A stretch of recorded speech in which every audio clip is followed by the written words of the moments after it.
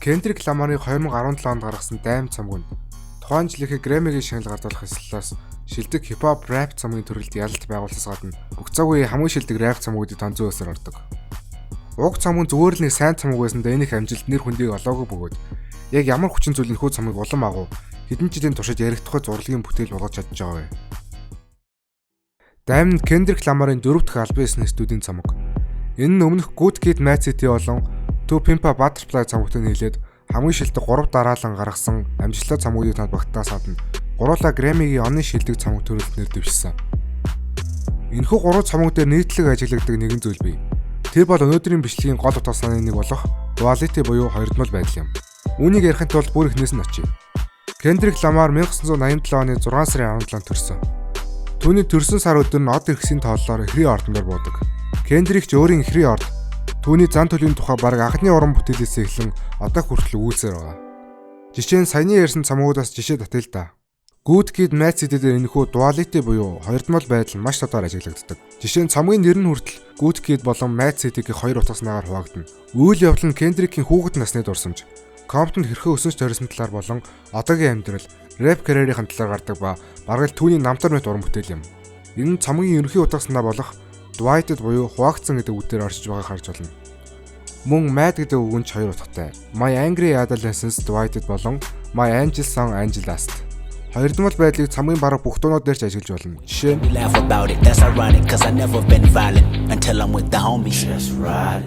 энэ хэсэг дээр Kendrick Lamar-ын зан төрх найзуудынх нь хажууд хэрхэн өөрчлөгдөж байгаа гэдгийг харуулж байна. Мөн Bitch Don't Kill My Vibe дундаар ч төстэй утгаснаа харагдана.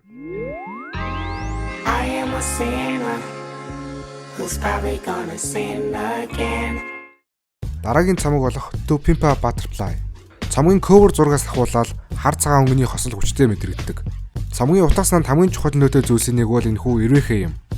Эрвэхэ өөр агуулдаа байхаас эхлэн метаморфозд орж хувиран өөрчлөгддөг. Энэхүү нэр томьёог биологийн үүднээс аливаа амьтны насанд хүрэх хүртэл өөрчлөлт үйл явж гэж тайлбарлаж болно. Цамгийн дуунууд улс төрийн шүүмж бүхий санаатай дуунууд болон уламжлалт гангстер рэп бүхий маягийн хослоос бүрдэж байгаа нь хоёрдмол байдлыг харуулж байгаа бас нэг санаа. To Pimp a Butterfly цамган дээр I болон you гэдэг дуунууд байдаг. Би болон чи. I дуун дээр өөрийгөө хайрлах, өөртөө итгэх талаар өгүүлдэг бол you дуун дээр харин эсэргээрээ өөртөө итгэлгүй байдал, сэтгэл хөдлөлийн тухай гардаг. Харин Damn цамаг бол эдгээрийн хамгийн том нэгдэл юм. Цамгийн нэр болон cover зурагаас эхлээл хоёрдмол байдал шууд утгаараа харагдана. Албан ёсны нийт 2 cover зураг байдаг ба эхний зурган дээр Kendrick цагаан бодолк хүмс харагдаж байна. Бодолкны цагаан өнгө Kendrick-ийн арсны хоёр нийлээд хар цагааны бэлэгдэл үүснэ. Сайн болон муу, хүл болон амьдрал. Мөн энэхүү зурган дээр Kendrick-ийн харц нь галзуу догшин мэт харагдаас гадна бидэнд лөө ямар сэтгэлийн хөдөлгүүгээр ширтэн зогсож байдаг.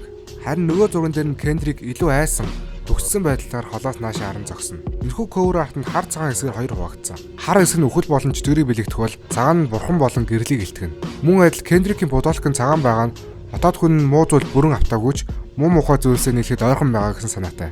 Ийхүү хоёр өөр дүр төрхтэй Kendrick-тэй би танилцах ба энэ нь цамгийн үйл явдлын гол дүрүүд юм. Нэггээр хэлбэл Kendrick-ийн дотор оршиж буй хоёр тал гэсэн үг. Wicked буюу хорон моос нат болон weak буюу сул дорой нэгэн. Цамгийн нэрнээс ахуулаад утгаснаатай нэгт холбоотой зүйлс ажиглагддаг. Damn гэдэг нь damnation буюу хараалт гэдэг үгийн товчлол. Энэхүү хараал нь Kendrick-ийн сүсэнд шингэсэн мөнхийн хараал гэсэн үг. Тийм ч утгаараа дуунуудыг 1-ээс 14 хүртэл болон 14-өөс 1 хүртэл сонсох боломжтой. Ингэснээр хоёр өөр түүх, хоёр өөр сонголт гарч иж байгаагаас гадна дахин давтагдж байгаа гэсэн үг. Цамгийн эхний дуу болох Blood.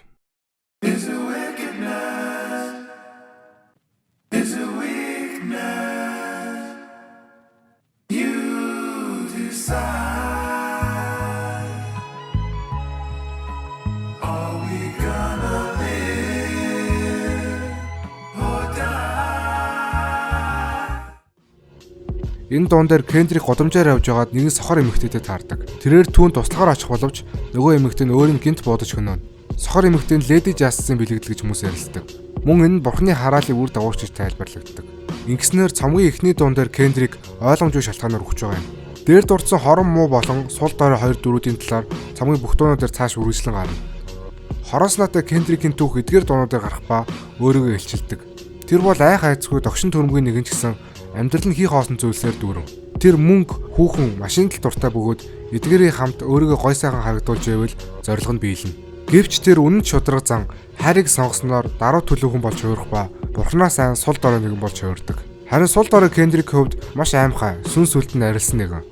Тэр бурханд найз нөхөдөө гэр бүлийнхэндээ хаягдсан мэдрэмж тээсээр амьдэрсэн ба дур тачаал толгоогоо мэдүүлж эхэлдэг. Ийхүү тэрээр эцэст нь бурхантай уулзах ба түүнээс огт айхгүй байснаар хорон муу нэгэн болж хувирч байгаа юм. Энэ бол цамгийн нэрийн утгаснаа буюу мөнхийн хараал хэрэгжиж байгаа нэг үйл явдал. Нэг үгээр хэлбэл Кендрик энэхүү хоёр арилшин цамгийн туршид өөрчлөгдөн оршсоор л байгаа гэсэн үг.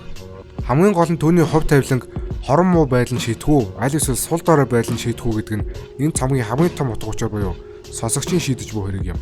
Цамгийн 1-ээс 14 хүртэл сонсох нь илүү гэгээлэг бас утга учиртай төсгөл авчирна. Кендрик өөрийн хоёр талын хоёулангийн хүлээн зөвшөөрж энэ бүх хугацаанд өөрийнх нь хамгийн том дайсан өөрөө л байсан гэдгийг ойлгодог. Тэрээр үнэн чудраг байдлыг сонгон омог бардам занг биш даруй төлөв зан гэж чухалчлав. Дур тачаал биш хайрыг илүү харж үздэг болсон. Айцыг биш бурхныг сонгосон. 14 дахь дуу буюу дайм цамгийн хамгийн сүүлийн дуу болох Darkwater өмнө нь болж өнгөрсөн бодит түүхийг үлдэг бөгөөд Кендрик Ламар студийн захирал Top Dog болон түүний аав Kenny Darkwater-ын талаар гардаг үлээ. 1990-ад оны ихэнх үед Top Dog өөрийн гэрээ ойролцоох KFC дээрэмдэх орлого гаргасан бөгөөд тэр KFC-д нь Кендрикийн аав нь ажиллаж байжээ.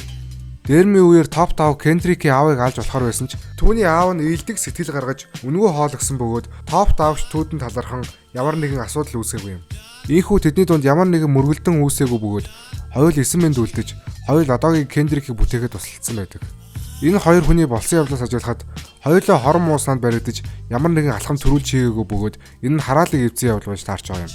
Харин дууны төгсгөлд хэрвээ Антони Дакийг алсан бол насаараа шоронд хоригдож харин би эцэггүй өсөж бага залуу наснда буудуулж алалах байсан хэмээн төгсдөг. Ийхүү буун дууны чимээ гарч 1-14 хүртэл явсан дуунууд буцаад эхлэлтээр ирнэ. Харин хойноос нь урах сонсох нь илүү харанхуй гунигтай төгсгөл буюу Кендрик өөрийн нүглийг илүү тарж үзсэн энэ нь цаашаа түүний үхэлд өргөдөг.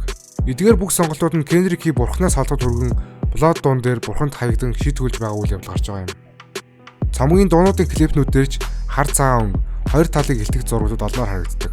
Хар цагаан, сайн болон муу, үхэл болон амьдрал, гэрэл болон харанхуй. Дайм цамуг бол хоёрдмол байдлын хамгийн гайхалтай арга сурам бүтээл. Кендрик бусадтай болон өөртөөгөө тэмцэлдэж байгаа. Түүний үзэл бодолч, хов тавиланч, сэтгэл хөдлөлч хоёр талтай. Хамгийн гол нь энэ бүхний төгсгөлд өөрийн сайн болон муу бүх талыг хүлээн зөвшөөрч цааш явах уу, аль эсвэл нэгийг сонгон цааш явах уу гэдэг туйлын сонголт сонсогч бидний гартаа байлээ.